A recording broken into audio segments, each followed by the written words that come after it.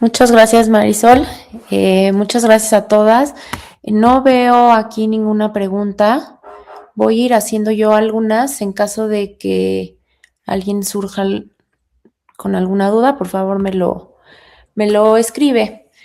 Em, yo le quería preguntar a Goli, bueno, es un poco entre Goli y Diana. Claramente dijeron, Goli, pusiste el diferencial en pacientes inmunocomprometidos que no tienen inflamación vitrea. Y Ujú. Diana, hablaste de cuando, por el contrario, tienen mucha inflamación, qué hacer en esos casos. Entonces, quiero que quede bien claro qué hacer ante un paciente cuando llega con una panuveitis que no podemos ver absolutamente nada, Ujú. qué es lo que hay que hacer en ese momento y por el contrario, cuándo sospechar una inmunosupresión. Em, Entonces, ah. ¿empiezo? Sí, sí. Entonces, sí, creo que siempre nos hemos aprendido, nos han enseñado y seguimos aprendiendo cuando no vemos absolutamente nada y es unilateral, una panuvitis, pues siempre tenemos que descartar las principales, que es toxoplasmosis, sífilis, tuberculosis y herpes. Entonces, realmente el BRL nos sale ese día, entonces podemos ya, ese día ya descartamos BRL, no es necesidad que le empacemos penicilinas y ese día ya vamos a descartarlo. Eh, Tuberculosis podemos esperar 3 días mientras nos dan por lo menos el PPD o el cuantiferón y pues el que sí siempre vamos a tratar va a ser para toxoplasmosis y para herpes. Entonces, si el paciente es alérgico a las sulfas, pues le damos otro antibiótico que pueda tomar, ya sea linda, citro, ahí vemos, pero pues siempre pensar y siempre sospechar en los dos. Que finalmente 2 días, 3 días que le demos valaciclovir y era toxo, pues no le va a pasar nada. En cambio, 3 días, 4 días, como vieron que crece rápido, como mostró Goli, que no le demos valaciclovir, sí va a pasar. Entonces, esa es por la parte de la inflamación. Ujú. Y creo que la parte del inmunocompromiso te la diferencia la respuesta inflamatoria que ves, ¿no? En la cámara anterior o en el vítreo. Entonces, sí, como dijo Dianita, la realidad es que casi siempre, en mi corta experiencia, lo que se ve es como vitritis, y a veces no logras ver nada en el polo y justo como dijo Dianita, pues se cubre para toxoplasmosis y para una necrosis retiniana aguda. En el caso de los pacientes deficientes, o sea, lo que vemos es, pues no vemos vitritis, ¿no? Entonces, cuando yo pienso que cuando tú ves áreas de necrosis extensas y no tienes una vitritis muy marcada, ahí tienes que pensar que pudiera ser una retinitis con necrosis en paciente pues inmunocomprometido y pensar en un PORN o un citomegalovirus dependiendo de cómo esté el patrón de la retinitis, ¿no? Y obviamente realmente creo que siempre que veamos una retinitis tenemos que buscar que el paciente no tenga, por ejemplo, VIH, ¿no? O alguna otra causa de inmunocompromiso. Pero creo que lo que te hace la diferencia es la vitritis. Ok, muchas gracias. Ahora, se habla muchísimo del PCR, es lo que está ahorita más, pues no sé si de moda. Marisol, si nos podrías decir, la perdí, no sé si ahí está. Este, o si no, Goli, que también mencionaste algo de PCR, ¿a quién sí le harían? ¿A quién definitivo sí? ¿A quién definitivo no? Porque es algo que no tenemos tan a la mano, no está tan Uh-huh. fácil. Sí. Entonces, cuando no decir, no, pero es que no tengo PCR y sentirnos como que tenemos las manos atadas, ¿no? O sea, ¿a quién sí definitivamente sí y a quién no es necesario? O sea, creo que, no quiero decir que esto esté bien, ¿no? Pero creo que la tendencia en lugares en donde sí existe, sobre todo en Estados Unidos, es hacérsela a todo el mundo, pero sabemos que pues nuestro medio muchas veces pues no está disponible, ¿no? Entonces creo que yo lo haría en estos casos en donde no logras ver el polo posterior, ¿no? Y solo ves vitritis.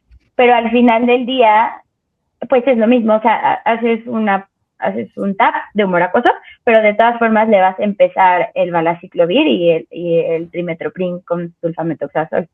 O a lo mejor en casos que no respondan, ¿no? A tratamiento. Ujú.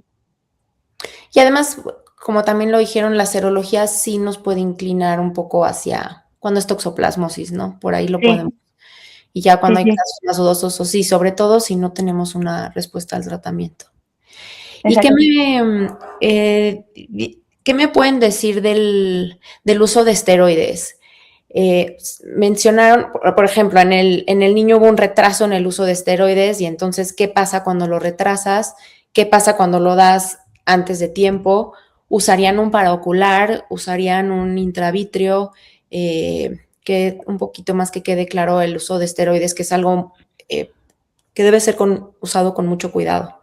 Sí, exacto. O sea, debemos usarlos porque, como sabemos, produce mucha inflamación. O sea, si es necrosis retiniana aguda, produce mucha inflamación. Y realmente la inflamación tan severa es la que nos va a hacer que jalemos un poco esos puntos donde haya microagujeros y haya el desprendimiento de retina.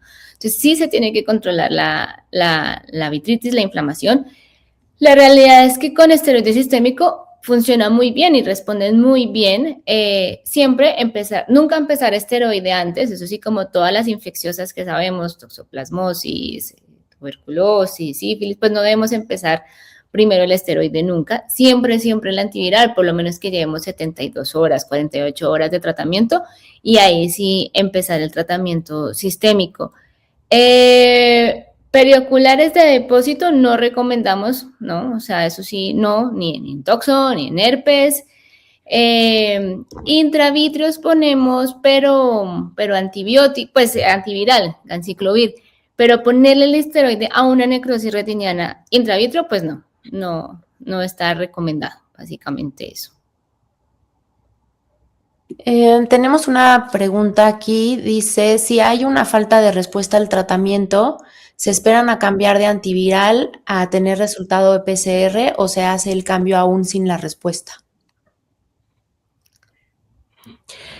Pues Creo que una de las cosas importantes primero es checar, aunque suene un poco tonto así, checar la adherencia al tratamiento, que el paciente lo esté tomando bien, porque en mi experiencia ya he tenido pacientes, tuvimos una paciente que no sabía tragar las pastillas y lo que hacía era molerlas y se las ponía en la leche de su hijo.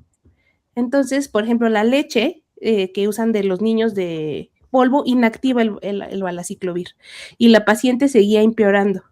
Entonces, una de las cosas es primero checar adherencia, ver qué medicamento están tomando, porque a veces compran pues medicamentos genérico. en farmacias que no están bien o así, entonces eso.